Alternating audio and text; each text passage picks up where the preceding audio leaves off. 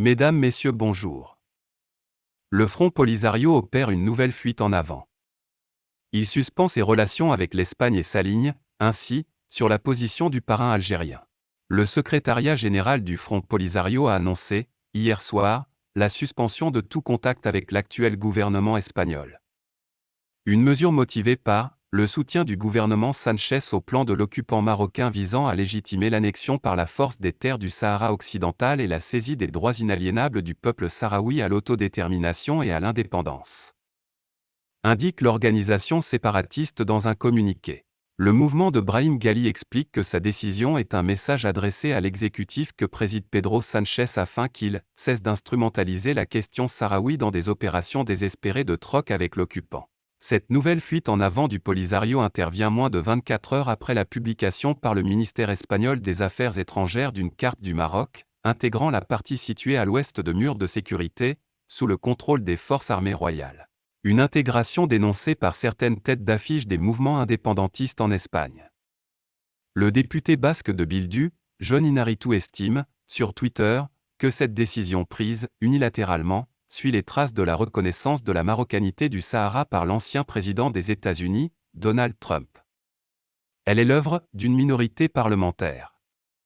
Une allusion au vote jeudi d'une majorité à la Chambre basse du Parlement, y compris le Parti populaire, d'une résolution dénonçant l'appui de Sanchez à la position du Maroc sur le Sahara.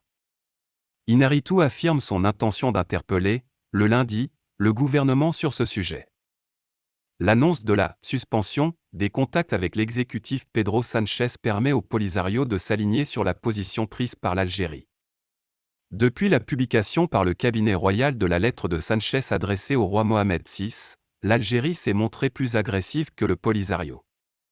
Outre le rappel de l'ambassadeur algérien à Madrid pour consultation, il y a eu des mesures de représailles contre l'Espagne, notamment la suspension des opérations de rapatriement de ses ressortissants en situation irrégulière et la révision à la hausse des prix du gaz exporté vers l'Espagne.